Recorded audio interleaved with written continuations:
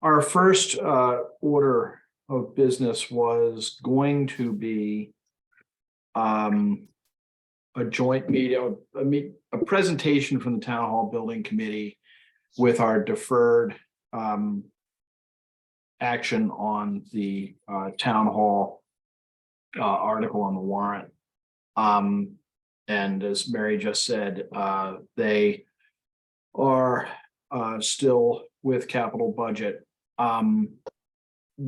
There had been a couple of iterations of this for those of you who haven't been able to, keep a minute by minute tabs on what's been going on for the last 48 hours.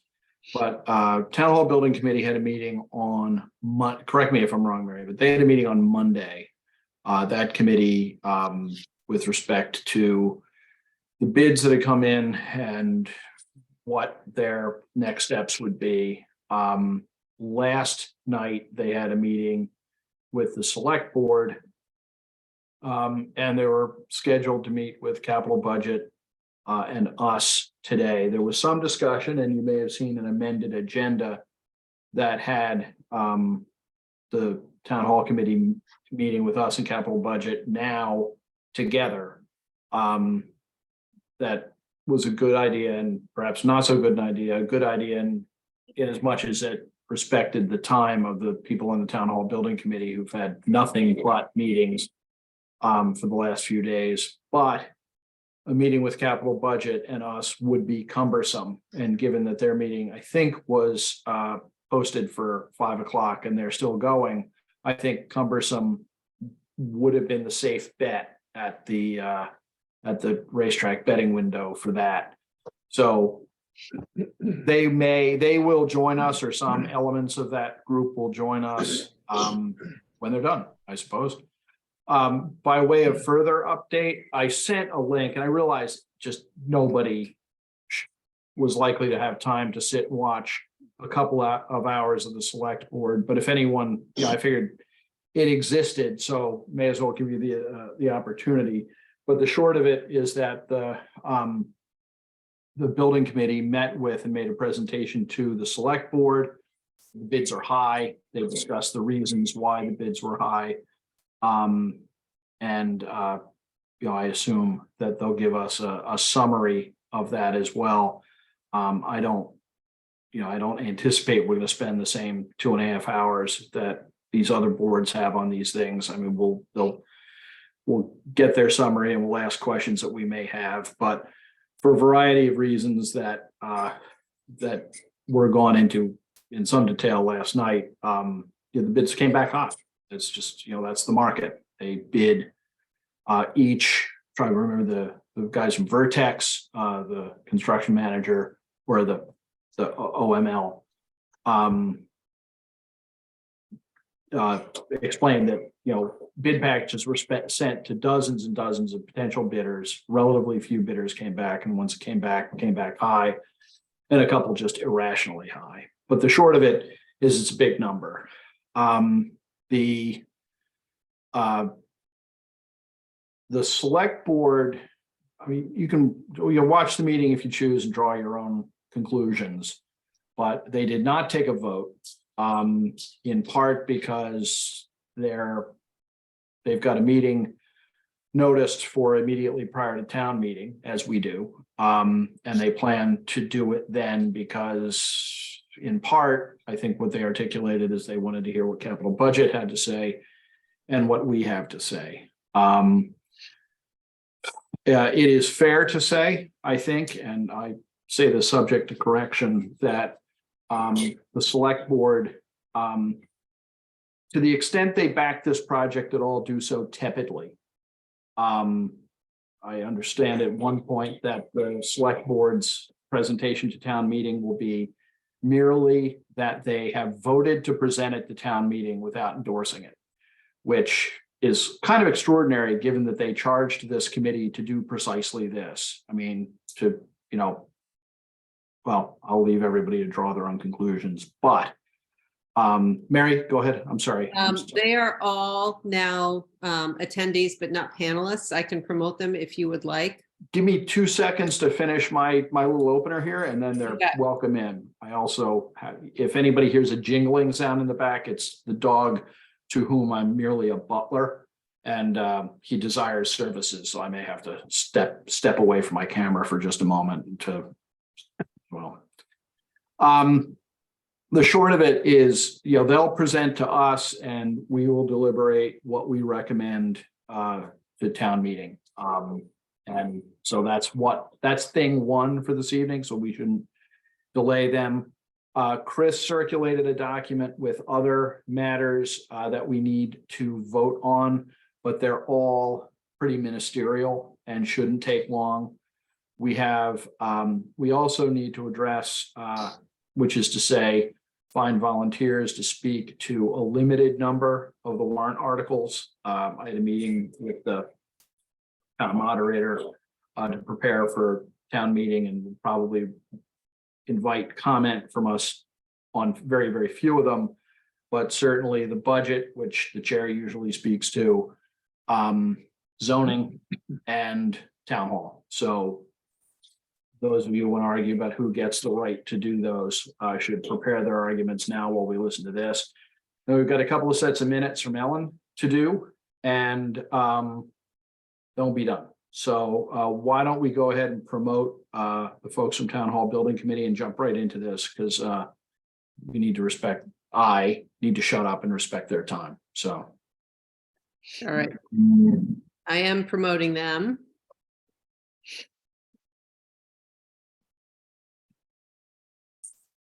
Feel so powerful now that I learned how to do this. It's kind of sad. Doesn't take much, huh? Nope. Doesn't take much at all.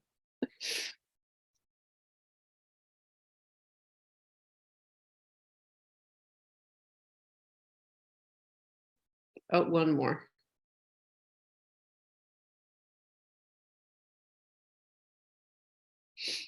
Okay, they are all in. Okay, good. Then jump back on. Good evening. Thanks. Phil, how are you? Don't answer that question. I'm sorry I asked it. I had Your Honor, I retract that question. 30-second evening, bathroom Phil. break, and that wasn't enough. Hungry. Yeah, Yeah, well, I know what you've been doing for the last 72 hours, so I want to try and move right along for your sake, if not ours. Do you have a quorum, Phil? we do, and I should do roll. Then why don't you go ahead and open your meeting and then we'll talk. Okay, great. Thank you very much. It's Town Hall Building Committee joint meeting with advisory. Where are we? Wednesday, April 26th, about 7:12 p.m. Carolyn? Carolyn Coffee here. Garrett? Garrett Lubitz here. Mark? Mark Cameron here. And Phil Lear here. I don't know if there's anybody else out there. Okay. Not at this time. Phil, as you and I'm sure everybody in your committee knows, our task is to make recommendations to town meeting about whether to adopt or not adopt articles on each warrant, and we make recommendations as to all warrant articles. So you gave us a presentation maybe a month ago. Yes.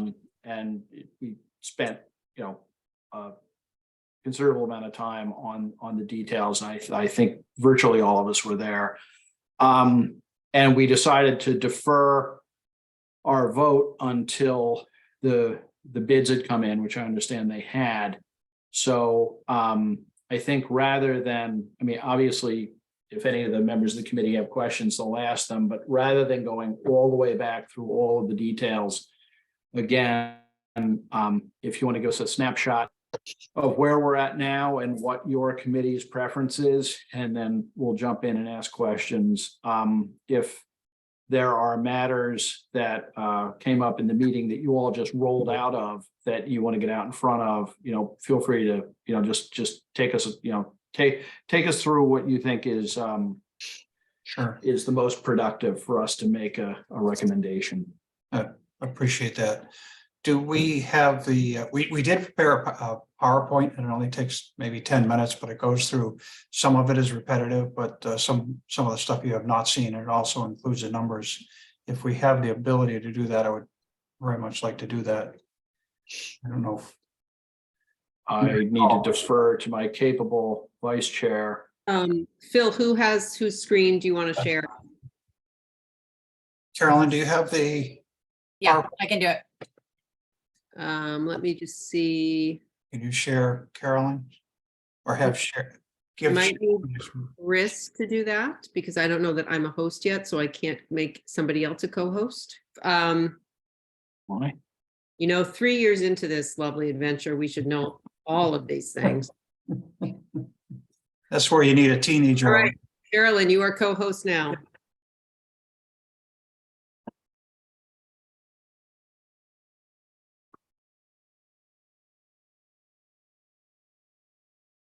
There we go. Perfect. Great. Everybody see that? Hold on, I gotta make sure it's the right one. Oh, no. Sorry. There we go. I didn't have the right one on my screen, but you all had the right one on your screen. There we go. okay, we good? Yep. All right, great. I'll just get started here. It'll only take a few minutes. Like I said, some of this you've seen before. This lists the, excuse me, the members of the Town Hall Building Committee, less one member, Sam Wakeman, who passed away last year. The next slide shows what our charge was, and pretty straightforward: safe, functional, flexible, accessible space, stays on 41 Highland Ave, respects the 1857 historic structure, and the new structure would be comparable to that and more appropriate for the historic town common. Next slide. This just shows the addition on the right-hand side of the old town hall. There's another rendition, more of an angle from the parking lot side, that shows the entrance on the far right. That also shows the ADA access sidewalks, and there are no railings. All of the elevations are done such that that has access to the old town hall entrance, which is not there now, and the new entrance without any unsightly railings, which currently we have railings on both entrances to the addition of the annex now and the old town hall front, which is sort of temporary, but it's ugly. And this is how it looks like from the main entrance from the parking lot. Again, it's it's attractive. There's no railings or anything like that show on the side. Pretty easy access. Just a quick layout. Right hand side of this is the addition. The next screen will show some of the significant benefits. This is the front of the old town hall. The red squared off section is where bathrooms will be put in. It's currently just part of the vestibule of the old town hall. Those bathrooms will be able to be accessed for the public for any activities that are happening on the common. Whether it's farmers market or arts festival or whatever. So we don't have to put 20 porta potties out in the parking lot and take up spaces and have that seen. The blue square is a catering kitchen that is currently an area now that's used for concessions. You'll see, popcorn and so forth is there now. That'll be enlarged a little bit. The access door to the outside will be kept so that they can access that from a food truck from the side and still handle some functions in the hall. So it could be used for a rental. This is the first floor of the of the new addition. The blue areas are the different offices that are public facing, clerk, treasurer, building department, those things that the people need to access. The red, those are the blue squares. The red line shows that from the main entrance, you look straight down into the doors, the existing side doors of the auditorium. So it's very easy to navigate. When you get down to the end of the aisle, and there's a picture looking down that hallway, you get down to those doors, you have the elevator on the right, you have the stairs on the left. Very easy to find your way around. Excuse me. This shows where the stairs and the elevator are adjacent to the old town hall in the new building. Easy to get to. And that's a rendering of it. We have designed this as we've been asked to have a flexible space. It has the only penetrating objects through the floors are the vault and 2 columns. So at any time down the road, whether it's 20 or 30 years, all of the walls on the 2 floors are partitions and they can be removed and changed around. So if there was any adjustment to be made on any of the office space, it could be done. Not like typical framing where, most of those walls, which is true in the existing building, most of those walls are load bearing. So you can't just move the walls around and make spaces bigger or larger, or whatever you might want to do. The next is just showing the basement, which in the old basement is mostly mechanical. There's some storage and archivist and safe harbor and flex space, which is just an empty room at this space. It's not much room, but it's just sort of an empty space. We're calling it flex at this time. And that is the space in the basement of the new addition. So here are some of the numbers. So this comes from our CM at risk. If you heard that number before, we got appropriated $200,000 to hire them. They are construction managers. They are, if you will, our builders, and they are Commodore builders. And they came up with real numbers here. The construction cost of $21,617,000. The construction contingency, which is just over $1 million. Soft cost, which is moving employees, et cetera, $885,000. Owner's project manager, which is our overseer, who's been on board pretty much since the beginning, $832,000. The designer, which is your architect, is $982,000. And then your soft cost contingencies, which is another $405,000. That brings the total to $25,803,738. The next slide will show the appropriations that go against this number. We have 1.5 that's been appropriated. We'll take off that number. And at this time, we have $1 million from the CPC that will come off. That brings the number down to $23,303,738. We've asked Vertex to estimate what it would cost to renovate the existing buildings as they are now connected. And their estimate comes to $21 to $22 million. Renovation gives the building new systems, new roof, restored auditorium, accessibility, updated bathrooms and finishes, repaired and remediated water damages, hopefully. And that little caveat is in there because we don't know what flashing is on the windows or the doors of the annex. There's been some real issues that came up when it was recently painted. The needs that are not met by a straight renovation would include a more attractive building for historic common. Nobody would be able to put this addition on their house on the common. It wouldn't be allowed at this time. Public restrooms for the community events, which we will have in the renovated Old Town Hall, appropriate office space and meeting space. I had a meeting in that sweet little meeting room that's in the middle of a corridor the other day, and every time someone walked by, you have to stop talking because you're having private conversations that you don't want other people to have.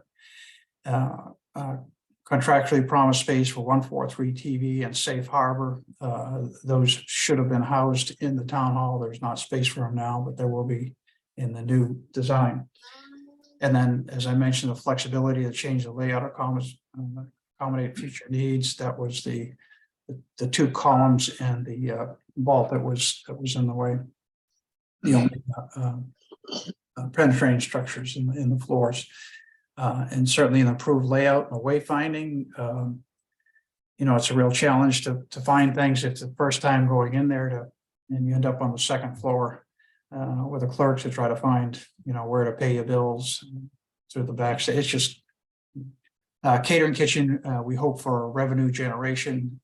We think a renovated hall could be used. What a great reception place to be. I mean, you've got 3 churches right there for weddings, and it would be it seemed like it'd be a wonderful opportunity that people have to rent that hall. Let's see, is that it?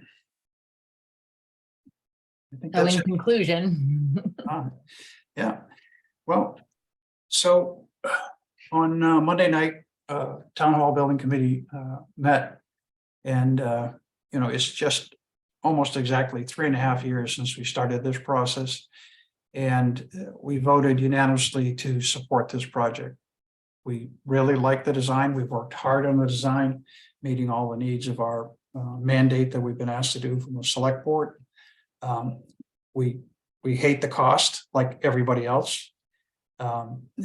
That's a challenge, of course.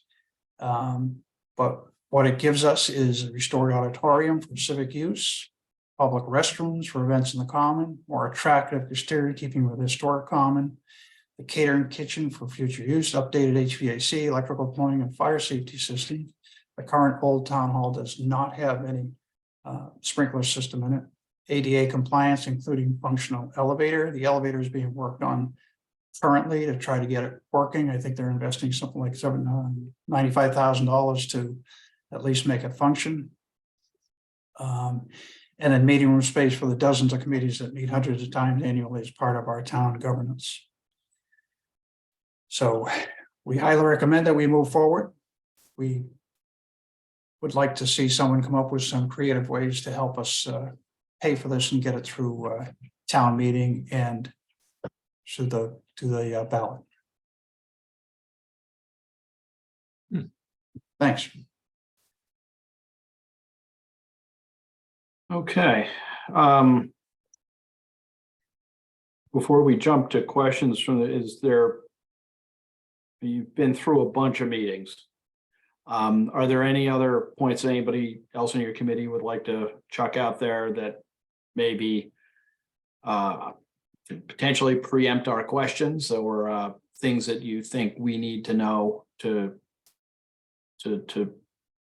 fully consider this? I think people are probably interested in the delta between prices, like where this bid came from, or we could just wait for folks to ask. Hearing nothing. I'm sorry. Yeah, keep it. We'll answer questions. That's fine. I'm sure. I think that makes sense. Fran? Yeah, I got several questions. I heard the presentation last night when you guys were raked over the coals at the selectmen's meeting. But I have a couple of observations and a couple of questions. One of the comments last night was that one of the reasons that the prices were higher in Cohasset was due to the remoteness of the job site. Now, I've spoken to some people, notably one of my sons is a developer at Cambridge and Somerville, and he says they get contractors coming from New Hampshire and Rhode Island and from the middle of the state all over the place. And that's a very busy, difficult place to get to. So I don't think that getting to Cohasset is really a big deal in terms of additional costs. The HVAC price that it was recorded as $1 million higher than they thought. My son's doing a 5-story, 25-unit apartment in Somerville, and the HVAC is $700,000, and that's 25 separate units. So where did the big price increase come for our HVAC? And how many general contractors actually bid on this project? From what I heard last night, there was just one, but I would hope there was more than that. And my other question, I have 2 more questions I have. How tight are the specs? How really, has anybody dotted I's and crossed the T's and looked hard at the specs so that we don't have the minimum amount of change orders? You know, change orders is a license to steal with a lot of contractors, and not casting any aspersions on anybody, but it's an awful way to run the costs up. So my final comment and question is, because of the economic conditions that we've been experiencing in the last few years, with supply chains being disrupted and prices of material going up through the roof and inflation, would we be better to wait another year and rebid it in another year? Would the cost of materials go down? Would the availability of contractors be more plentiful than they are right now? Those are my questions. And if you follow me and you can answer them, I would certainly appreciate it. Yeah, those are Bill, great questions. Yeah. I'm thinking Mark might be a good one. I can take a stab at a few and help me remember, because I didn't get a chance to write them down. But In terms of how many general contractors we had bidding, so we have hired Commodore Builders as our general contractor, construction manager at risk. So they are the firm that we solicited bids from. One of the firms that we solicited bids from, interviewed them and selected them to be our partner in this project. Commodore then bid out each and individual trades, whether they be public procurement trades or known as filed sub bid, or if they were solicited as their own vendors. So they had a variety of subcontractors that responded to those bids. The HVAC trade was one that was lacking in, appearance from subcontractors. We had one number and it was quite high. So we've reached out to the Attorney General's office. We're working through that process now. Vertex has been helping us because it is sort of an odd circumstance. So we're working on that. And that's one of the reasons why our GMP right now is in draft form. And we're working to, over the next couple of weeks and even past town meeting, would be getting that number down. But it's just going to take us some time to get there. In terms of the bids of HVAC in general, it's a public bid job. It really can't accurately be compared to a several unit apartment building. It's different. This has public procurement laws. It does not follow the same rules as a privately developed building. We have been going through the specs.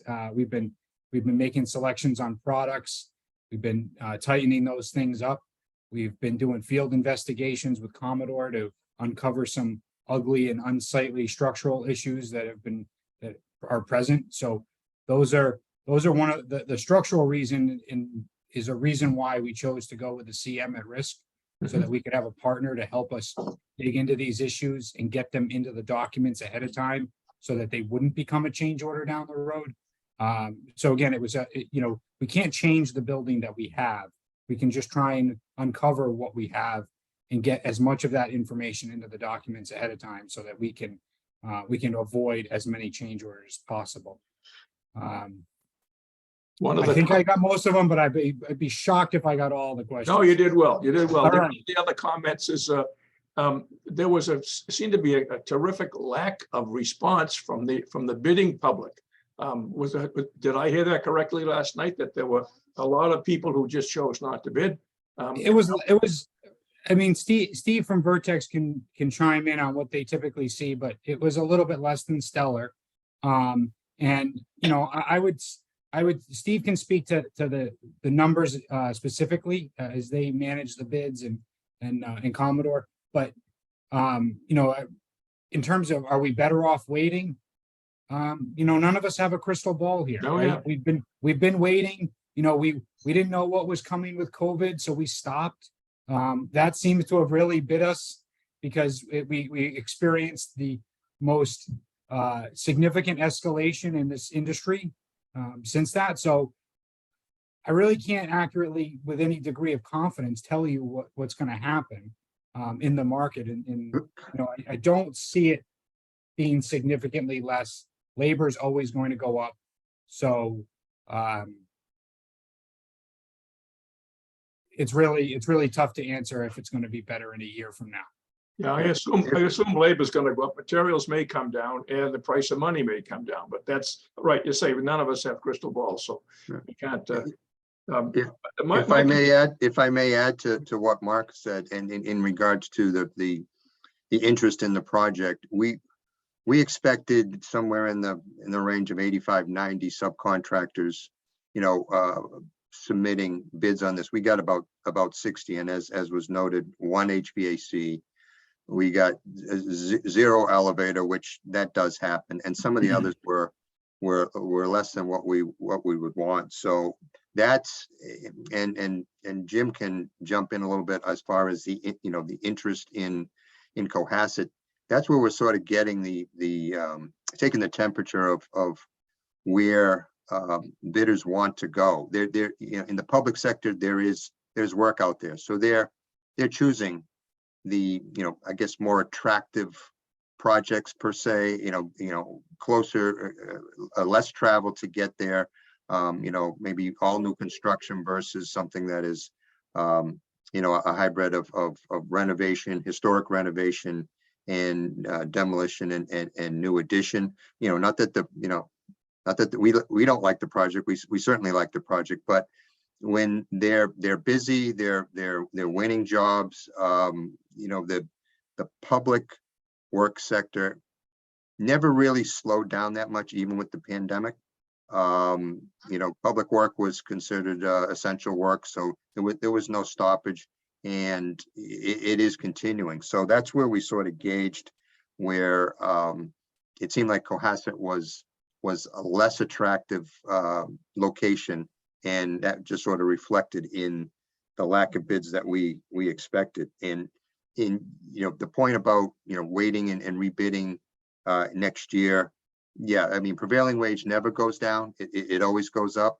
The market on materials, I don't think we're going to see pre-pandemic costs, because the vendors and manufacturers know that people are buying their product at the price it is now. They have no incentive to lower their prices, really. And our experience on other project and other municipalities where they've waited a year or two to maybe do a project, the price only went up. It never came down or even was equal. It always went higher. But that's just our observations on historical projects that we've been involved in. Now, Jim, if you want to add anything to that as far as the subcontractor turnout.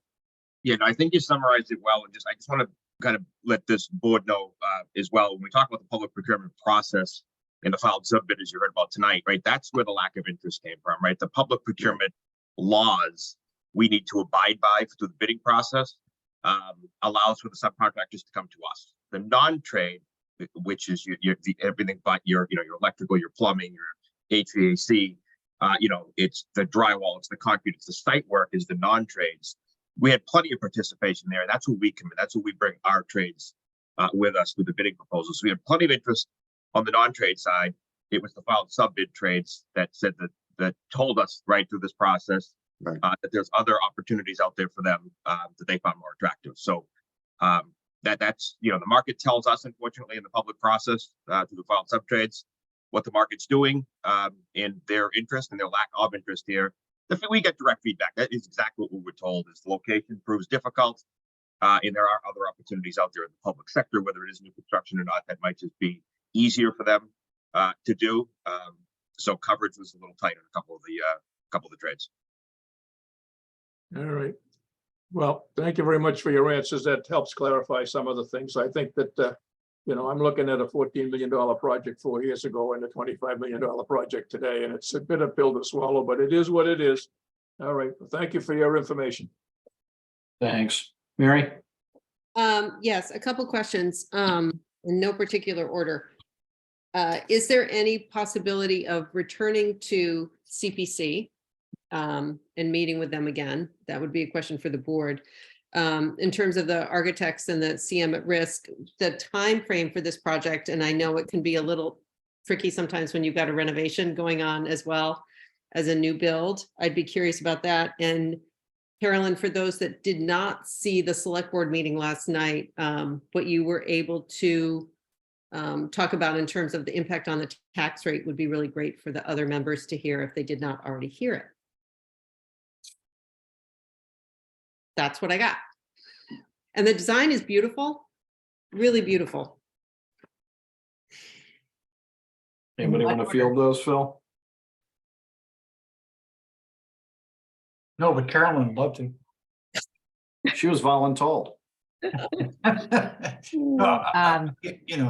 Is there a chance that we'd revisit CPC? Yes. Between now and Monday? Well, they can meet at 5 o'clock if they posted now, but I don't know. I mean, we all expressed the frustration of the $1 million, divvy, if you will. Understanding that they have quite a bit of money to work with, and that last time around they proposed $4 million for the last project in 2018, and you know, they really said to us before we came to them that you know, ask for what you want. Don't keep it at the $4 million mark that we proposed you know, a few years ago. So indeed, there's a huge bit of a disappointment there. Not sure what else to say. Carolyn, do you want to get the numbers? I can't, what was your I second can question? propose Mary? something. And that is that the funding for this and the borrowing on this is over time. And going back to CPC next year or the year after would reduce the total borrowing in the future. So I don't view CPC of cutting it at 1 million today as being a no or forever no on getting more money for them from them down the road. So. That's a good point. Great, thank you very much. What was your second question, Mary? Just talking about the time frame for Oh. the demo and the build, and then the impact on the Yeah. tax rate. Jim or Steve, do you want to answer the timing? And then I can do the tax thing. I'm sorry, Mary, I guess I'm still not quite sure what you were asking. The time frame for the demolition of, So from the beginning of demolition of the annex and reconstruction of that, and then the renovation of the old town hall, do you have a time frame, whether it's 12 months, 18 months, in terms of the length of the project? I believe we were looking at a 16-month time frame. The building will be vacated, of course. We can't have it operational at the same time. That would have caused a lot of other problems. So the offices will come out, and then we'll start with, you know, there's some abatement to do, demolition, and you know, obviously we'll leave the means and methods to Commodore of how they attack it. But you know, we're certainly going to attack both buildings, you know, at the same time. You can be doing renovation work in the old town hall while you're you know, you're going to demolish the addition, and then you know, start anew. Okay, thank you. From a financing perspective, you saw in the presentation that Phil gave that there's a funding need of about $23 million, 23.3. In conversations with Jennifer, who unfortunately couldn't be here because she had a death in the family,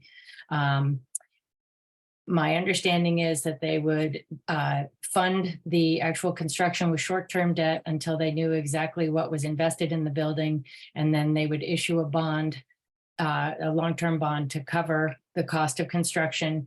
Those bonds would be issued in fiscal 26, most likely.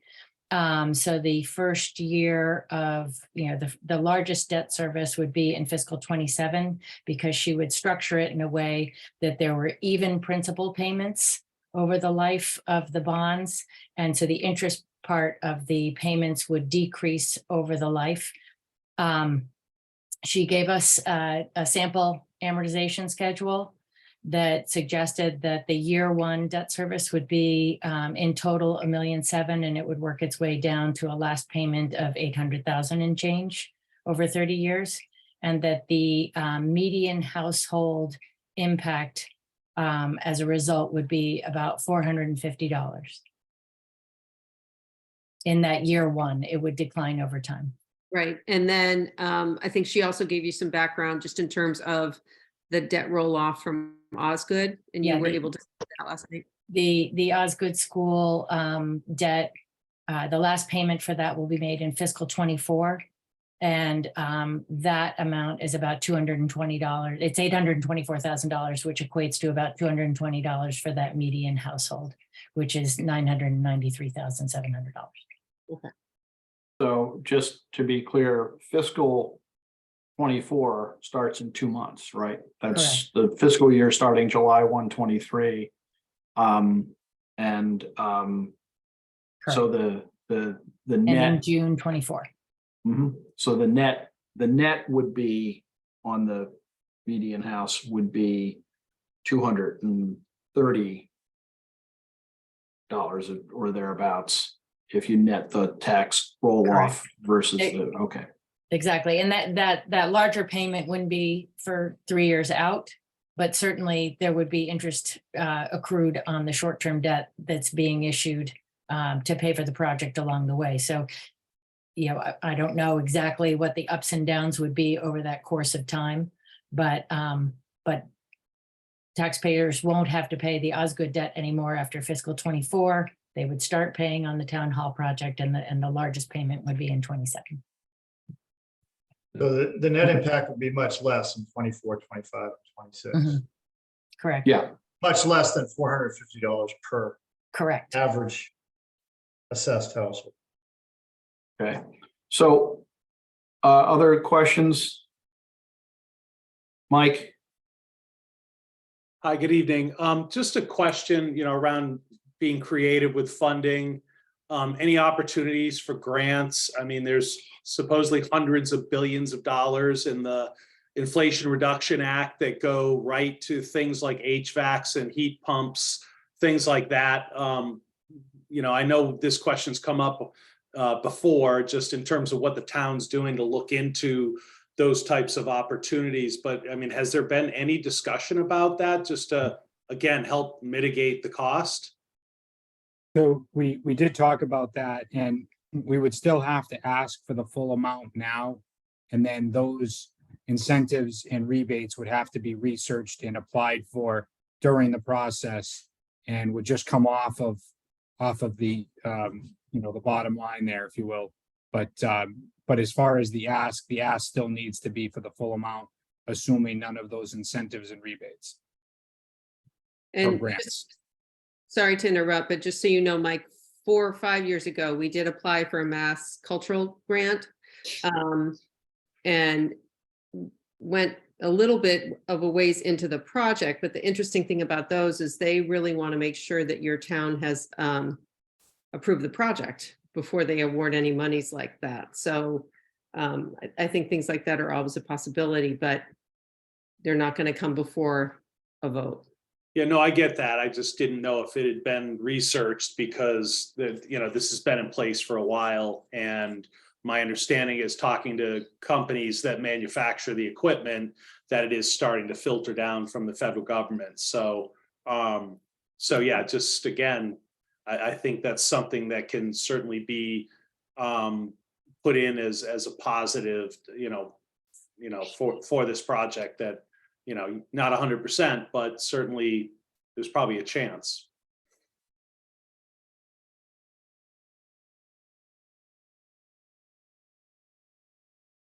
Anyone else?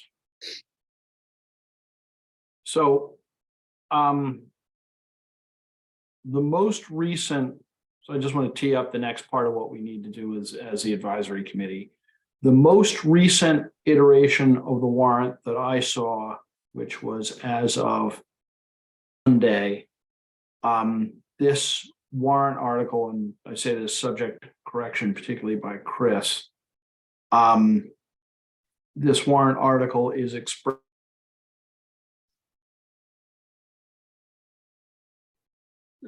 We lost you, Rob. You froze up. Sorry. At the Am I perfect back? time. Yes, you are. Okay, here, let me. All right, my understanding of this is that it's been that the article that will go to town meeting is essentially a borrowing article, that it's phrased as there it is, I'm sorry, skating around my computer. Whether the town will vote to appropriate the sum of X to a town hall project. And it sounds like, as it stands this evening, that number is $23.3 million. And so our motion would be, does the advisory committee recommend the town meeting approve Article 5. 5? Nope, yeah, you're right, 5. I'm sorry, I apologize. As it appears in the draft warrant as of today, in the amount of $23.3 million, more or less, And that'll be our motion. And then I suppose we should have a motion and a second, and then we can have discussion and a vote. I have thoughts. I'll keep them short. So does anybody want to make that motion? So I'll make that motion. I'll second. I got 4 seconds all at once. Does anybody feel emotionally invested in Somebody being the gotta be person who is the second? Yes. What's I that? Mary, yes, Mary has precedence on that. Okay, we move to discussion. I'm gonna. Rob, I just have a question on the Yeah, go ahead. motion. Because you Yes. indicated the draft warrant, isn't it the actual warrant Well, work? and unless one that was Chris mailed? wants to speak to this, there is. Yeah, I suppose it is the actual warrant. Yeah. Did Article 5 appear? I mean, the version of it I have is the most recent markup as of a meeting I had on Monday, but these may just be temporary placeholders. So why don't we just say the warrant? Chris, am I wrong? I see your hand. You're talking about the motions, Rob. So the motions are what's still in flux right now. So the Okay. article, yeah, so the article, the warrant is locked and the warrant requests a borrowing article. So you're recommending the article to town meeting. Yes, The amount is what will be in the motion. okay, so, Okay. but we're recommending the article, but the article is, the donut and the giant hole in the middle is the number. So don't we really have to recommend to make our recommendation meaningful, don't we have to recommend it at this level of borrowing? Yeah, you're gonna want to support the motion that's been drafted again, that. Yes. Yeah, so yes, that would make sense. Okay, so then Ellen, thanks, is the right question. I'm just looking at the wrong thing. Then the motion was to recommend Article 5 in a borrowing amount at or about $23.3 million. Does that work? That's my motion. Okay, we have a motion. It's confirmed, seconded, it's confirmed. Usually I wait till last, but I'm gonna take a moment of chair prerogative and say, this is we had this discussion, we didn't vote. I can't say what the other 8 people on the committee's position would be, but I had a feeling that we were moving the direction of consensus that this is a shovel-ready project that in a right world, it would have been built years ago for less money, but we don't live in that world. We live in this one. But I feel much more so, having watched some meetings over the last couple of days, that some board sitting in front of this town meeting has to take a strong position in favor of this. Somebody has to advocate for this entirely. And I think we may be the only board who's willing to do that. I am personally. What we actually do is up to a majority of us on this call. So with that pep talk, I don't know. Any other comments? Jean? You have to go back to doing the same thing over and over and over again is a sign of insanity. Quite frankly, I wish we were paying $8 to $12 million. It's not going to be less. So the longer this goes on and the more critical the issues at town hall become, the more expensive it's going to become. So I would say I'm in agreement with you, Rob, that we need to just get off the pot and take a stand. Okay, I see 3 hands. I saw them in no particular order. So Patrick, then Yeah. Fran, then Ellen. I completely 100% agree. We do not have a functioning town hall. We do not have a functioning seat of government for this town. Hopefully, we're all going to get back to having in-person meetings. There's no location for those meetings to take place right now. The select board is hopscotched around from location to location to location to have their meetings. There's no meeting space for any other boards or committees to conduct business in this town. The employees can't adequately use the facility. It needs replacement. It's absolutely broken. It's been broken. I wish it had been approved years ago, as I think others on this board agree. It wasn't, but it needs to be done, and I'm all in favor. The design is terrific. This committee has done yeoman's work. They've met dozens of times. They've met with everybody. We could not ask for a more dedicated and committed group of people that cover all the different aspects of this project. We need to take a stand, as you say, Rob, and really convince town meeting that this has to happen now. That's my view. Very good. Fran, then Ellen, then Mike. Yeah, I haven't been called a string saving Yankee over in the past. I hate like heck the Deckers to spend any more money than we have to. We had a great opportunity several years ago. There was a small vocal group in town that torpedoed us.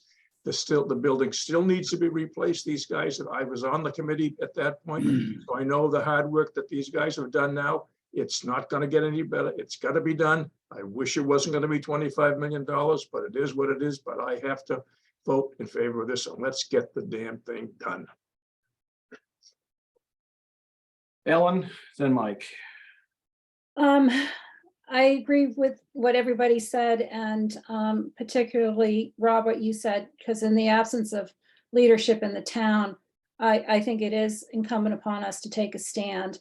And I don't want to say minutia, but some of the questioning about the funding and this cost and that cost, we know it's $400 give or take to the taxpayer. I mean, Jen Mullen has done that. So do we need to know if it's 410 or 395? It's about 400. It's not about 1,400. It's about 400. And let the committee and the town finance people figure it out. And I think you were, to the town hall building committee, you were given a charge, and the final charge to make it net neutral was really ridiculous. I'm sorry. I don't know how you can be told, do this project, come up with the best for the town, but don't have any impact on the taxpayer. I mean, that's just kind of crazy. Everyone knows this costs money, and I think we need to move forward with it. And with regards to other concerns by other, committee or board members about other projects coming down the road and others, funding needs for roads and sidewalks and schools. And, if we had a bridge, we'll tackle those when they happen. There's no reason to put a shovel-ready project aside for the what ifs about things that are nowhere near as ready as this project. And I apologize to all of you that you've had to endure all of this. This should have all been resolved, last month with support from everybody, so that we're not here 4 days before town meeting and you guys don't know where everybody stands, except for maybe us. So thank you for all your hard work, and sorry to pontificate. We like Thank this you. kind of pontificating. It works. We'll stay here. Yeah. I just hope you guys can please repeat some of this on the town hall floor as citizens of the town. I expect we will. Mike? Yeah, no, I guess I agree with everything that's been said. You were charged to come up with a design for a project. You've done the job. It's ready to go. I find it disconcerting that at one point CPC was going to give 4 million. Now they're only giving 1, since as we're talking about impact on our taxes go to the CPC fund. So, I would definitely I would be an advocate of going back to the CPC and pressing them on helping out a little bit. It's ready to go. It's not going to go down in price if we wait. Ellen, I think you made a great point the last time we talked about it, that this is the centerpiece of our town. And besides all of the functional elements that go with this and the fact that this building needs to be replaced, to me, there's a huge intangible associated with, what this means to the town of Cohasset. So I'm in favor of it. Excellent. Unless anybody else, Fran, your hands back up, or did it never go down? Just a quick comment before we throw too many stones at CPC. We should look in to see what the issue was there. They were were led to believe that they had a whole lot more money in their CPC fund than they did. And in fact, they didn't, due to some bookkeeping legerdemain in the recent past here in the town hall. So that's part of the reason why CPC didn't have that extra $4 million or so to spend. So just to make that clear, it isn't a matter that we're not going to give it to you. They didn't have it to give, and they weren't going to go ahead and bond it all either. And I mean, there are other projects that needed to be funded. So anyway, that's my comment on that. I saw Phil's hand and then Patrick.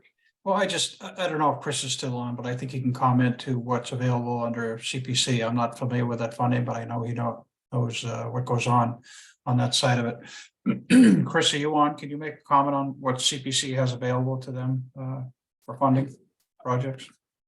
And perhaps briefly, I mean, it's really, I don't think it's going to change, that piece of information is going to change our vote right now, but it would be germane for the discussion at town meeting. So go ahead. So our finance director ran a spreadsheet as well, and it is indeed true that there was a large amount of money in the fund just sitting there a couple of years ago that was largely, not exclusively, but largely put towards affordable housing projects, at least theoretical ones through the Affordable Housing Trust. That said, the conservative estimates that the finance director ran is that the CPC will generate $16 million over the next 20 years. That's conservative. Because remember, it's based on Cohasset's revenue. It's a surcharge on everybody's tax bill. Plus, there's a state match, and that's a conservative number. With the new growth that's coming online and the fact that Cohasset's property values continue to rise, that number will continue to grow. So that's the estimate. And again, nothing's forever. There's no projects in the pipeline that could remotely spend $60 million right now. Other than, again, not that there wouldn't be something that could appear at some point down the road. But that's the rough estimate, Phil. That's the next 20 years of revenue is about 16 million bucks. Right, thank you. I just wanted to make sure that got out there. I know that doesn't change us or the numbers right now, but somebody pointed out that we should go back to CPC next year or the following year, whatever, if this project is going. I think that's a really valid point. And to know that those funds are out there available for us. Why not? Yeah, Mary? I just want to clarify a point and just so the CP funds would be available for the historic portion of the building and then any shared systems, a percentage of that. So just so people understand that it's around the great audience that we have watching the advisory committee meeting this evening. Ones of people watch our meetings on tape too. So, well, listen, I have the sense of our meting. It feels, unless anybody has anything else to add, I'd like to get a vote. Move to vote. Move to vote. Excellent.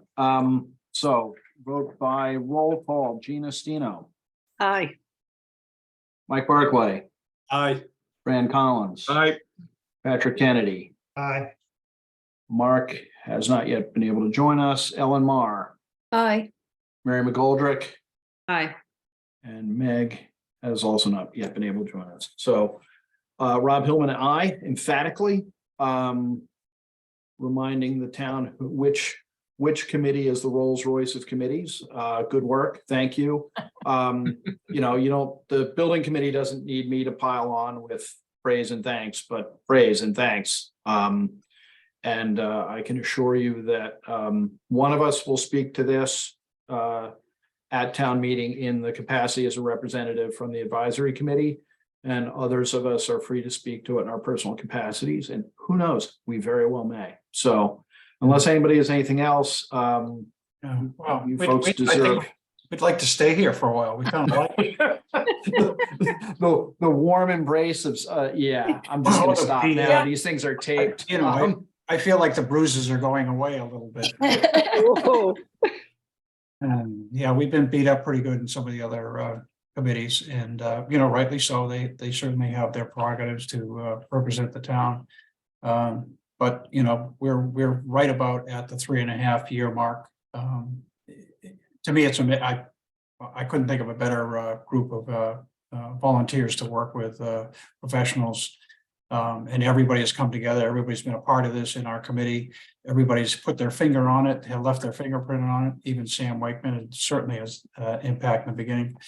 And it's just, you know, that part of it has been very, very rewarding. The challenge, of course, has been the cost. And as soon as you say that cost, people jump back. But, you know, this is I think I like the term, the town hall is really the nerve center of this town.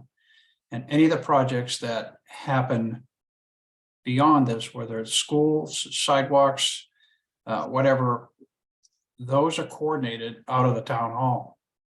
And if you, I don't know, I gotta stop talking. It's upsetting to see the town hall, you know, as it is, and not have people respond in such a way that they wouldn't support doing something for our employees. Just thank you for this committee for the full support. Appreciate it. Thank Our you pleasure. for Thank you. what you've done. Okay, well, like I said, you know, ordinarily I'd say you don't have to go home, but you can stay here, but you're welcome to hang. I mean, it's it's a public meeting. But Been doing this you know, since 5 o'clock. We're good. exactly, it may in fact be time to change gears to other, you know, other pursuits. So thank you for your time, and we're gonna move on. We have It's like supper's home drying out in the oven for you. We've Motion got- to Motion to adjourn the adjourn? town hall building. Yeah, committee? you guys need to adjourn. That's Second. right. Aye. All in favor? Great. Thank you very much. Thank guys. you all very Great much. night. Good night.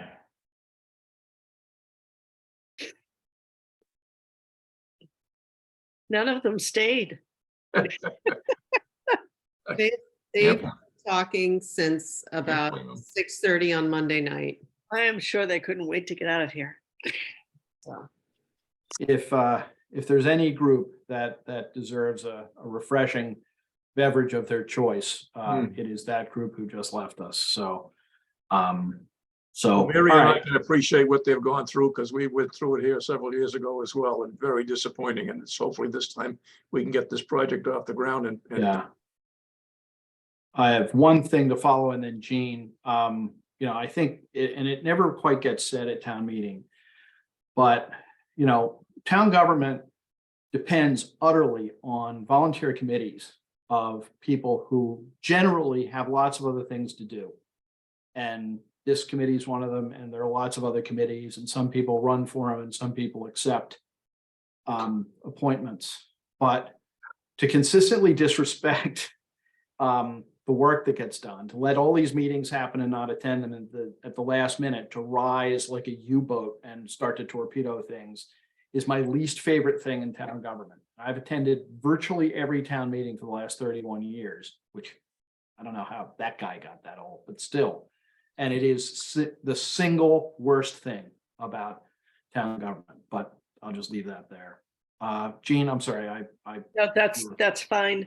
I obviously watch the Facebook posts and things about these conversations, and it's stunning to me that people are saying, well, I don't know why we need a town hall because I only go there once a year to pay my tax bill. That in the last conversation that we just had, it was brought up that the lack of respect for the town employees and their work conditions is astounding to me.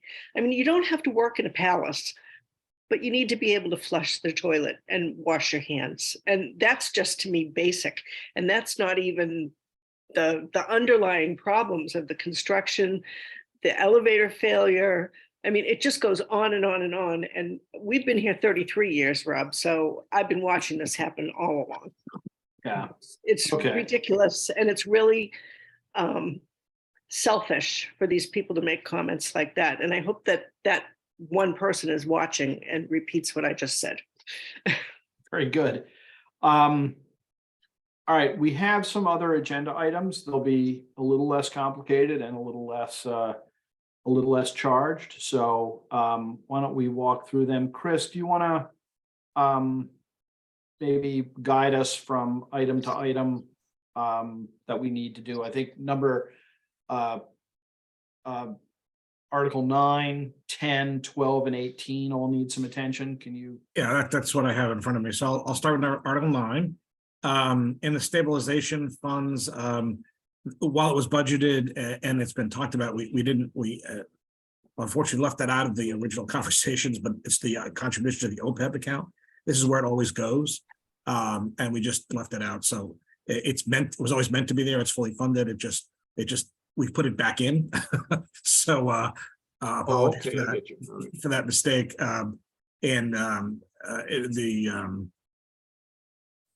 The select board voted and to support it, re-support it last night because it's kind of an annual thing at this point. And again, it's fully funded. We didn't put it in. Jennifer was learning our new tricks and I didn't pick up on it myself. So it's been added. So to be clean, I think the committee should re-vote their vote on this for the motions. So this is Article 9 in the current warrant. In the current, well, it's actually, the warrant, it's actually going to be the motions. Okay, so I should really discuss them. And I haven't shared those with everybody and I apologize. But what's being added is, I'm sorry. I don't know if I gave that to you. Do you have it though, Rob, right? Do you have that number?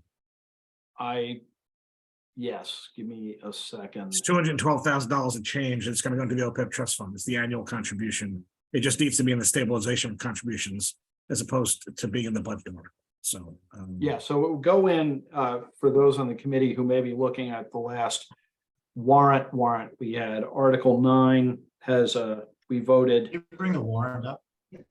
Yeah, we voted money into water capital stabilization and sewer capital stabilization in amounts that remain the same.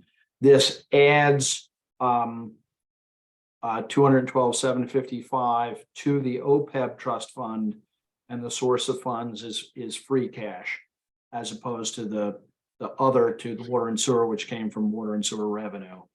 So I think what we would do once everyone is seen Isn't what this they the need same to amount see. every year that we appropriate? Mhm. Yeah. Yeah, this is sort of the long-term plan to deal with OPEB that we have embraced. Is I think the motion, I'm just going to throw the motion out there, and then we will move it or get to it when we get to it, but it would be, does the advisory committee recommend the town meeting approve Article 9, as amended to include the payment to the OPEB trust fund, and then in the form that it goes to the floor, we'll have an affirmative vote, although it'll be technically one person short of what we had 8 people last time. But I just don't want to get into those weeds. I think we just need to take the vote and a majority vote it, and it'll be ministerial. But so that when we get to the motion, that's the motion. Does anybody want to look at anything? Have any questions for Chris? Anything else? Ellen? I have one question. So when we talked about this the last time, Chris, Jennifer said, the transfer is in the operating budget, and it is. So does it come out of the operating budget?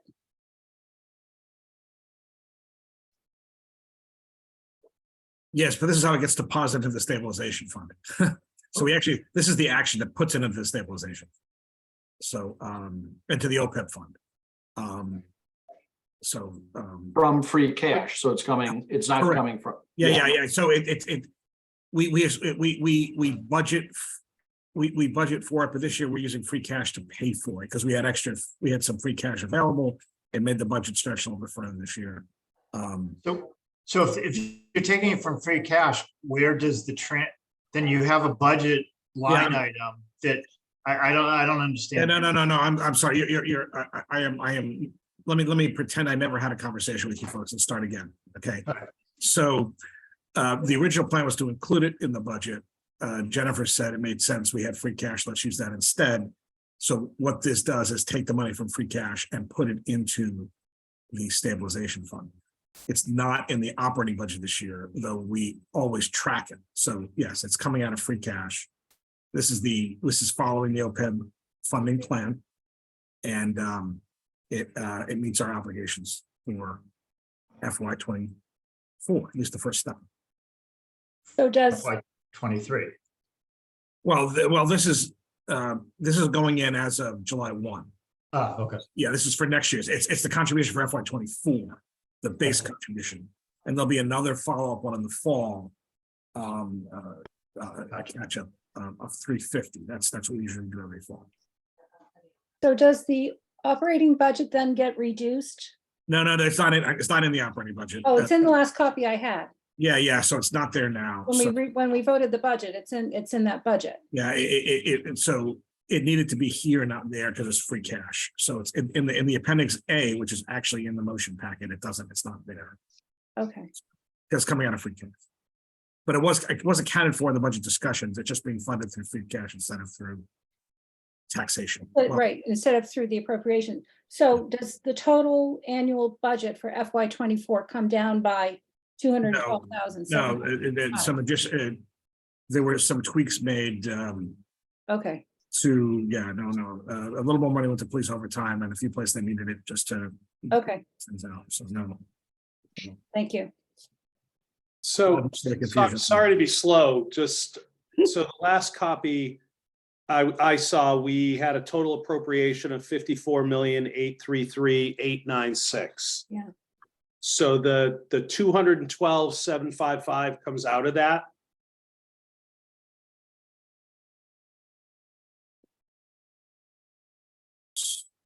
Sorry, I'm trying to open up the motion packet and I'm having a lot of trouble doing it. So I'm trying to do multiple things at once. I'm not doing it successfully. Yeah, I'm just looking at what we got from Jennifer the last time and then the hard copy that came in the mail. And I'm just trying to make sure I understand the deltas here, if there is one. This contribution for the next year's budget is going to be coming out of free cash. And it goes into the stabilization fund this way. Okay, so, but didn't we vote on the operating budget of 54,833,896 for fiscal 24? We did recommend the budget of that. Yeah. That So said, we, this was, this was not in the OPEB contribution in the final budget is in free cash, not in the operating budget. okay. It's not coming out of taxation, other general revenues, it's coming out of free cash, I suppose. So if you look at the 5-year forecast, it's most certainly in there, right? But the 5-year forecast doesn't get voted on. It's only the appendix A that's the actual budget amounts. And I do not believe the OPEB number is in.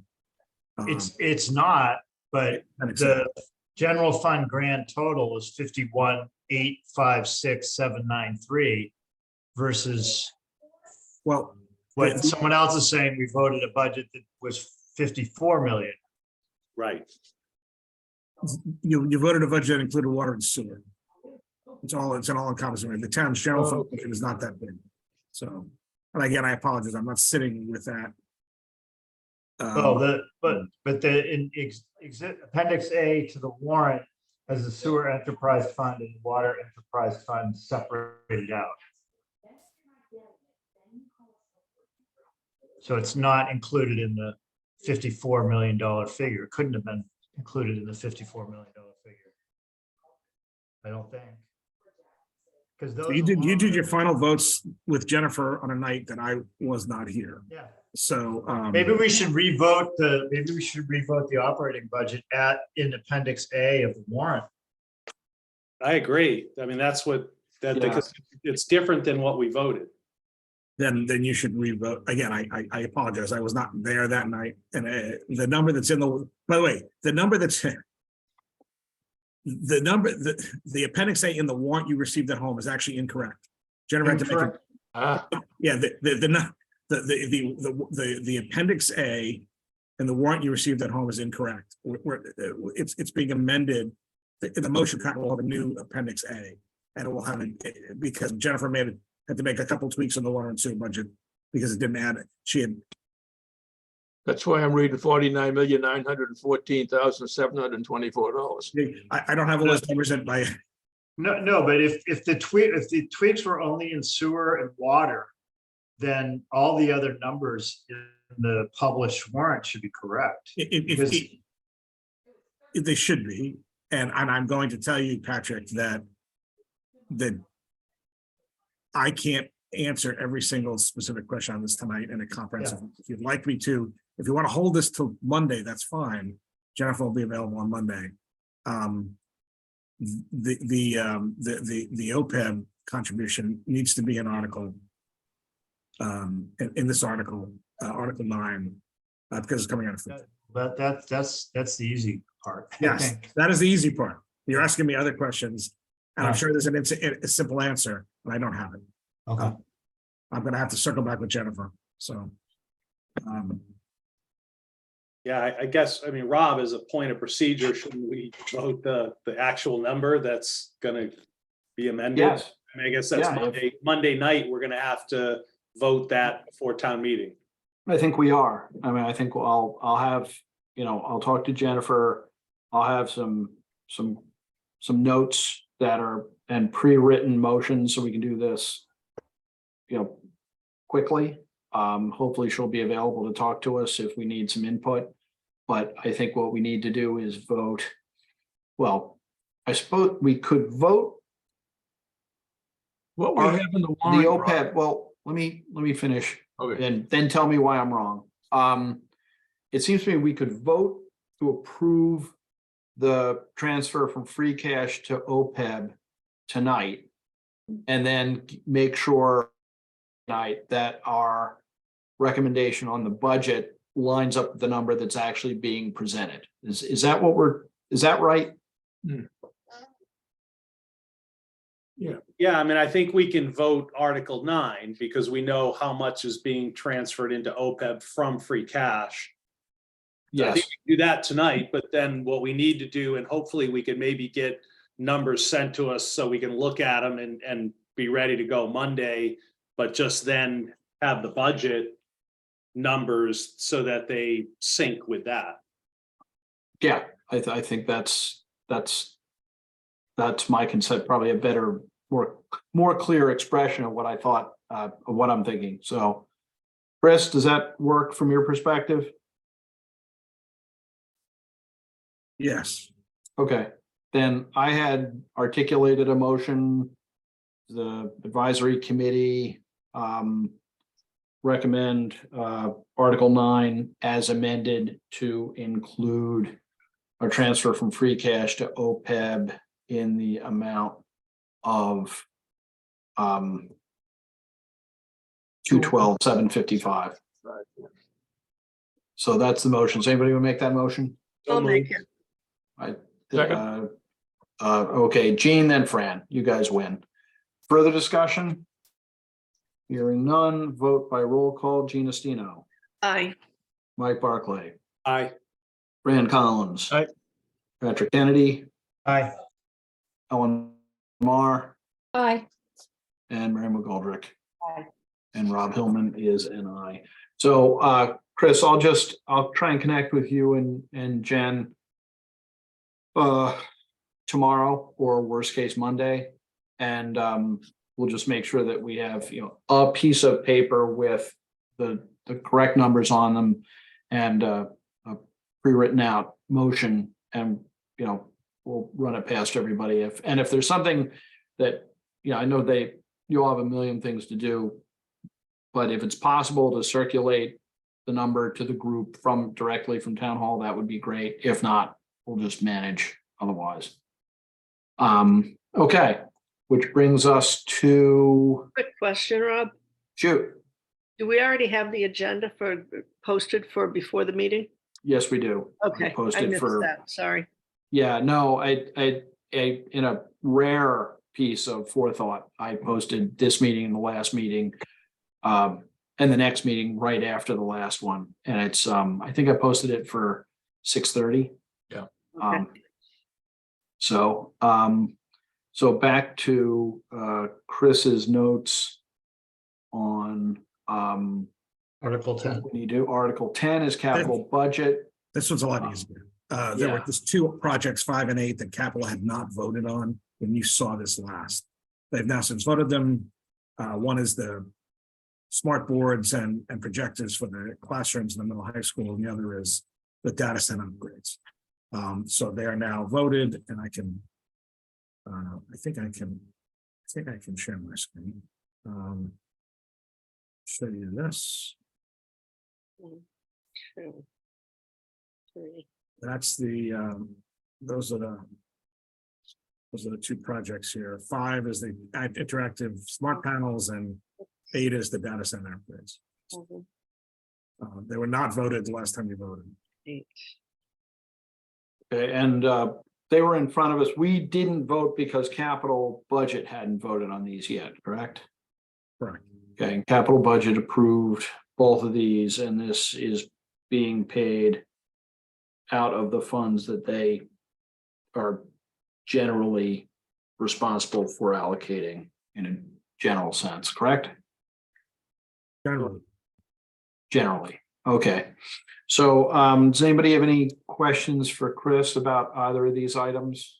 No. Okay, I recall. I do, who- sorry. Oh, Yeah, go ahead. am I muted? Sorry. So. No. Chris, part of the capital budget conversation that I recall on the smart boards for the middle school, the 28 panels, was they were really interested in the how many classrooms truly needed them. So is this funded for the original request for 28 classrooms? So while they supported 28, they didn't fund 28 because they ran up into a funding squeeze. So what happened last night is the select board allocated a $25,000 in remaining ARPA money to plug that hole to fully fund the 28 units.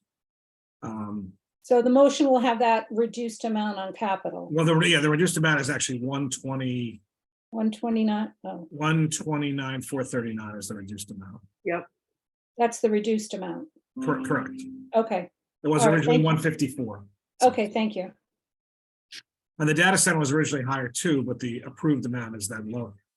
Ron dropped it about $30,000 or $40,000 after like squeezing it really hard. So, and that's what's in the motion too, 389 and change. Anything else? Okay, then I think the motion is, does the advisory committee recommend the town meeting approve Article 10 items 1 through 11. 5, we actually voted on all but 5 5 and and 8. 5 and 8. So Project. we'll just say for this vote, approve items 5 and 8 in the form they appear in the warrant. Does anybody want to move that? So moved. I'll second. Fran was first. Jean was second. Go, I'll Jean. second. Okay, further discussion? Vote by roll call. Jean Estino, Aye. Mike Barclay, Aye. Fran Collins. Aye. Diane Kennedy, sorry about that, Patrick, but No, no, you won't take offense. That's an upgrade. Patrick Aye, for Kennedy, sure. It is an upgrade, no question. Ellen Mar, Aye, Mary McGoldrick. And Rob Hillman is also an aye, which brings us to Article 12, one-time costs. There's two items in here that were not originally included, but they were discussed. And then they were inadvertently left out, and I was asked to include them. Let me share my screen if I can. There we go. One is for money from there's a fund the town has where for the sale of cemetery plots, and it's been piling up. And Public Works is seeking $35,000 from that fund to do upgrades and maintenance over the summer, and also to continue work on the records project. I think you folks may recall there was a big upgrade needed to the town's cemetery records program. This current phase will add some fireproof storage to the cemetery records and continue the process to get them to move them all electronic. So and this is from Public Works. The second one is when we include annually, and again, and this was left off inadvertently, We, town has a waterways fund, that's where mooring fees and other things go, to take money back out. We allocate every year about $10,000. And that goes to the harbor master, and she does a variety of things that are needed in the spring. Floats, docks, other hardware and stuff. So it just becomes a supplemental amount of money that she can do spring and summer cleanup around the harbor. So those are the two that, and again, they're not changing anything. There's funds in both of those accounts to cover this request. Okay, Rob fell off, so we'll wait for him to get back on. Are there any questions?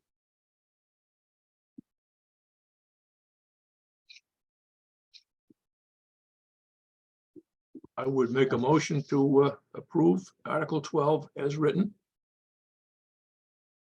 Is there a second? I'll second. Okay. Any conversation?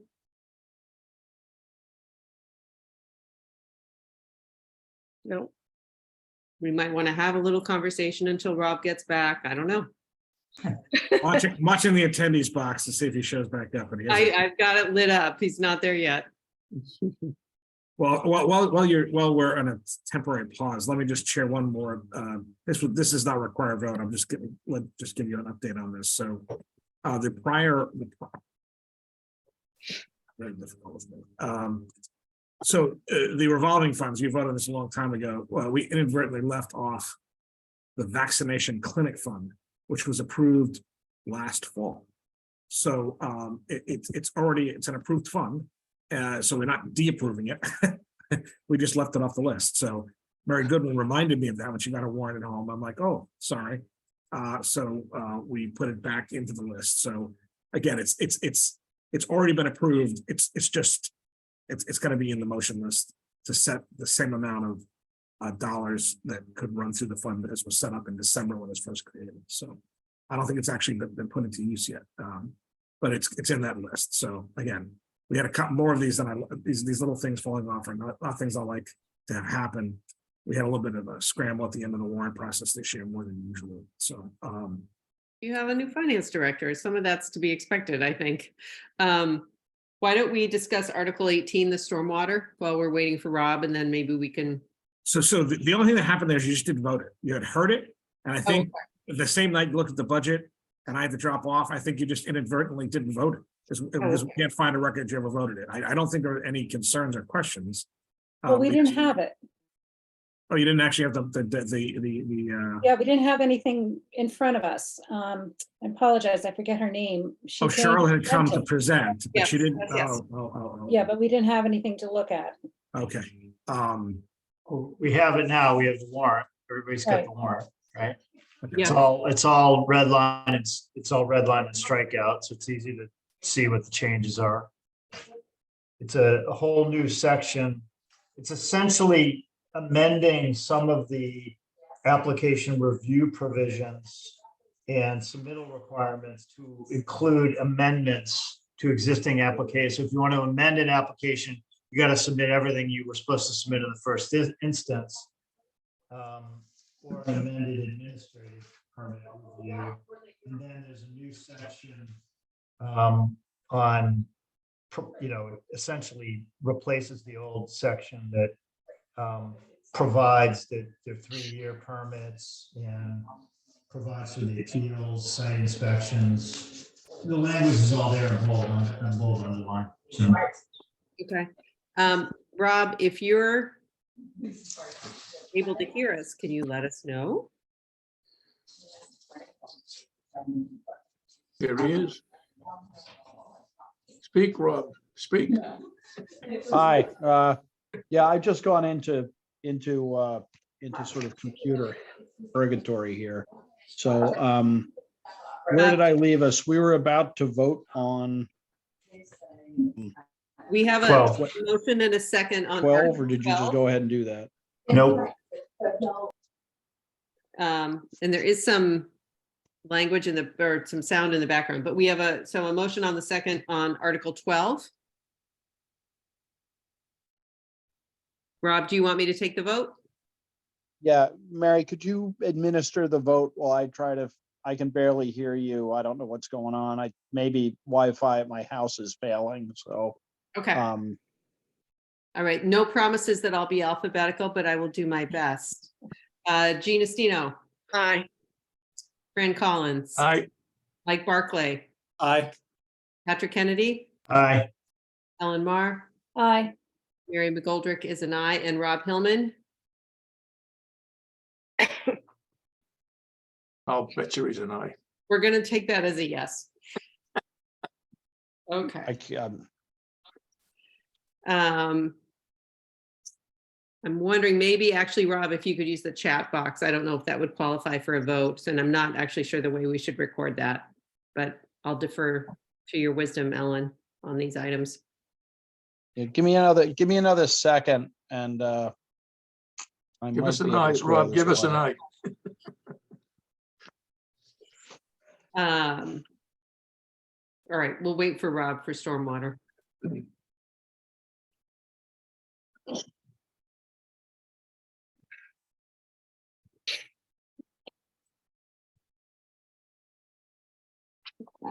Oh, now he's a co-host again. Am I? Can you hear me? Yes, yes, we can. Okay, good. I'll muddle through. Are we voting on Article 12? We did, but would you like to cast your vote? Oh, don't leave.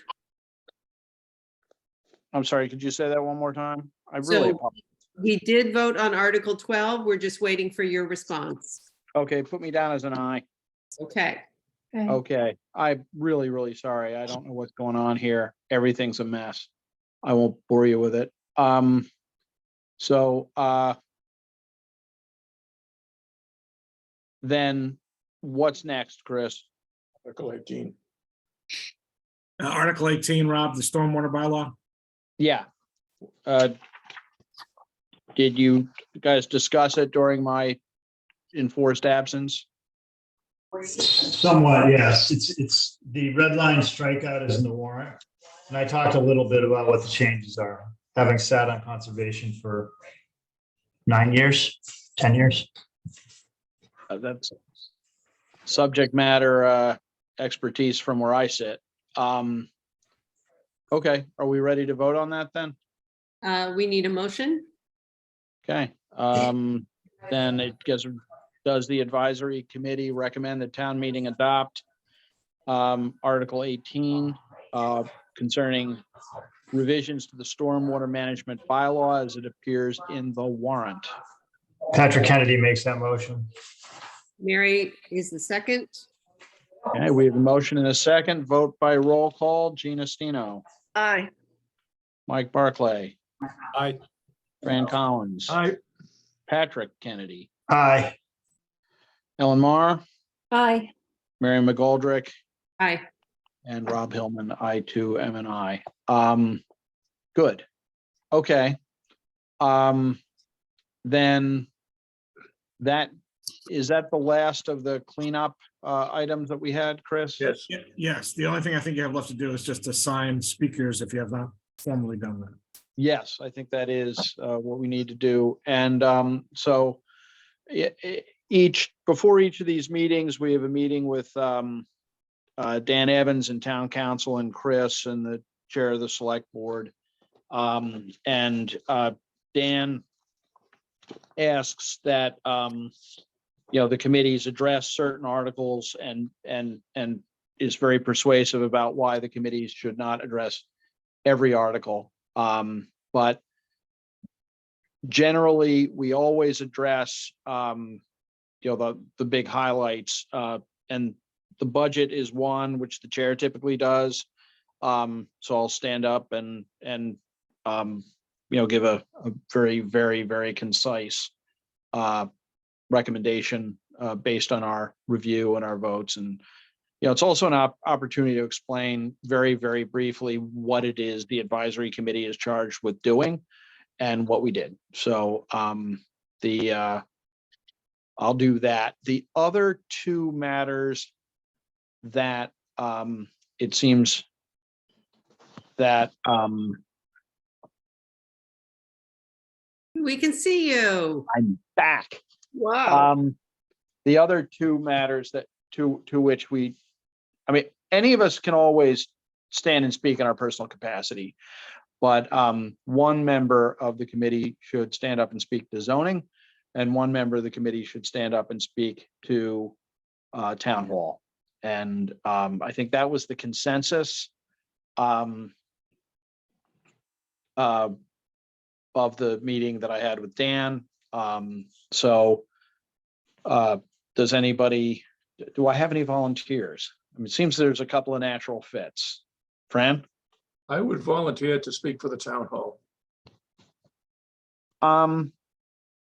Okay. But not the best choice, he said.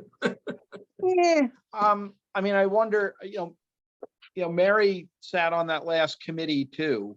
You know, does anybody, you know, and I hate to have to be, you know, teacher has to pick one, you know, but they're all my favorites. I can't pick, but, you know, does the same, you know, and, you know, Fran, I think, you know, you've made the point before, you know, and you're perfectly capable of speaking the town meeting. Just wondered whether we switch it up a little bit from our last rollout. Mary, do you have any thoughts about this? Wouldn't hurt my feelings. It's all right, whatever. I am happy to speak to it. I just want to make sure that that is the best representation for our enthusiasm for this project. If you understand what I'm saying, I mean, because obviously I have been involved. So I don't know if that is a better message coming from somebody that was maybe not as intertwined with it as I have been and Fran has been. So, Oh, but right. I very happy take your point that having people who were on prior committees, you know, may or may not be the best look. In other words, a disinterested member. Yeah. none of us are disinterested, Patrick. Not disinterested, but just. He's speaking my language. I know precisely what he means. Yeah, I would somebody. nominate, I would suggest maybe Ellen get up and be our advocate for it. Uh-oh. I think Ellen's gonna be prudent. Yeah. Yeah, I think Ellen's got other things going on. And we got to respect that. I was actually going to suggest Mike, if Mike would be amenable to that.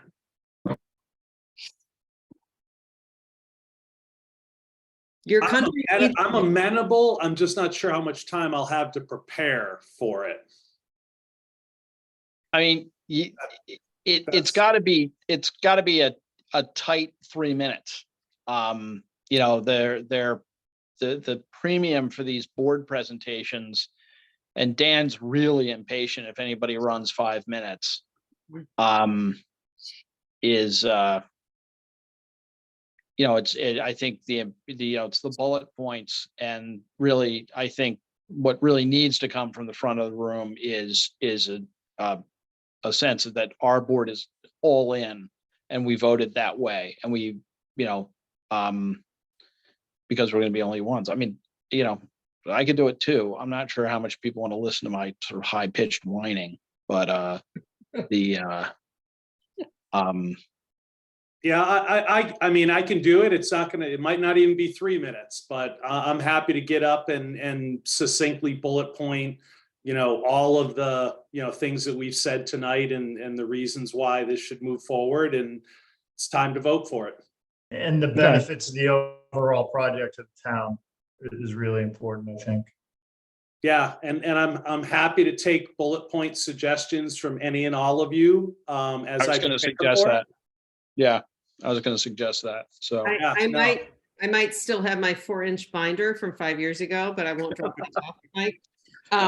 It also doesn't hurt that you're like 6'5". I'll just say that. Well, you know, I think you know, a relatively new face, and you know, I'm not trying to convince you, but I think you know, people who know you take you seriously, people who know all of us take us seriously, but you're the disinterested party, which is good.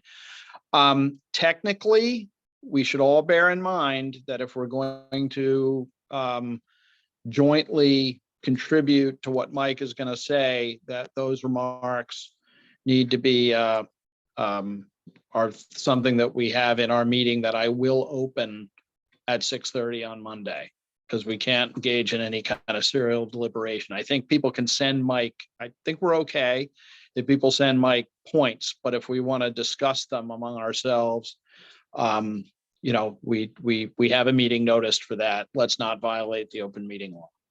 I have to say these things, it's my job, but and that leaves zoning, Patrick. He says, are you inclined to I'm willing to stand up. yeah, and express our support for the zoning articles. yeah, I think, you know, it's pretty obvious, but I don't think our committee is charged with getting into the weeds at all. I think talking, you know, I'm sure you'll come up with the points that are appropriate, but really talking about the level of attention that these have gotten from a variety of committees, and the fact that our committee followed those other committees and then did our own, you know, close review. And I think the consensus was that if there are things that go on town meeting floor concerning specific portions of specific revisions, the job of making sure that good information is given to the town meeting attendees is not us. It's the zoning bylaw committee and planning board specifically, and they're going to have town council, including the special town council who did the zoning advice available. And if it does, you know, so I think really we just want to endorse the process, but whatever you think is best is fine with me. Okay. Cool. All right. I think that with the exception of needing to get together briefly to square away what we need to do on Monday to make sure that we're endorsing the actual budget number, we are prepared for town meeting. So excellent. Hey, Rob, can I just ask a quick question? I don't know if Chris is still on the line, but you know, in terms of if we have to kind of really get in the weeds around how this is the town hall is going to be funded, will he or Jennifer, you know, get up and speak to that? Or I'm happy to be prepared for it, but I would just need to have a conversation with Jen to really make sure I got my ducks in a row. We're happy to talk in advance of the meeting to anyone and help prepare. I think that, as I understand it, what you're looking at is a guaranteed maximum price rate, right? And as you heard, I think the committee speak tonight, and I heard them speak last night, they're doing everything they can to get that price down. Like the bid that Fran referenced, right? That HVAC bid, they're doing everything they can to redo it to get that price down, because it was crazy high. So they're going to continue to work through that all the way through town meeting and beyond. That said, the average, the median debt service, it's just a calculator. It's just an Excel spreadsheet, which Mike will be happy to share with you. And so it's really just an Excel spreadsheet. And what Jennifer uses, because of the way she likes to layer debt, which makes a lot of sense when you're doing historical multiple projects, is you do a level principal payment as opposed to level debt service. I've historically used level debt payment, so the payment's the same the entire course of the issuance, like a mortgage. Yeah, no, I get that. I don't think we need to go in that. People's eyes will roll into the back of their head. Yeah, so what is it you need? Going into that. No, I just need to, we've got currently it's estimated $450 for the median household, yet as other debt rolls off, in reality, it's going to be more like 230.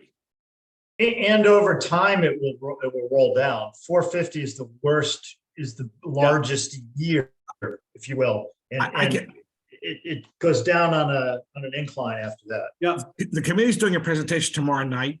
And I think whatever numbers that they use tomorrow night will, or unless they change between Thursday and Monday, will be helpful to use too. So again, we can share the spreadsheet with you, Mike, and you can just, plug numbers in it as you will. So Yeah, maybe tomorrow's super busy for me. Friday, I'm around Friday. Morning tonight, maybe Friday morning, we can talk about this. I just want to make sure I've got the numbers right before I stand up and pitch. And again, as I understand it, and again, I'm just speaking based on what I've heard. Okay. The number that they're working with now is the maximum price. There's no change Yep. orders or anything like that coming. And they're trying to drive it down. So, Yeah, okay, whatever, Friday's fine. And again, call the office and just have Tracy track me down or Jennifer down if we're not physically right there. So, Okay. There is one kind of thing that I didn't hear the town hall committee address, but part of the way a guaranteed maximum price contract works is there's an item in there for, I think it's called construction contingencies, and it's about $1.5 million. And most the GMP contracts that I've dealt with, if that doesn't get spent, that goes back to the owner. To Fran's point, the contractor has no incentive for big overages because they don't go to him or them, if Vertex is doing its job and they're good, they're fighting to keep things from going sideways and going up.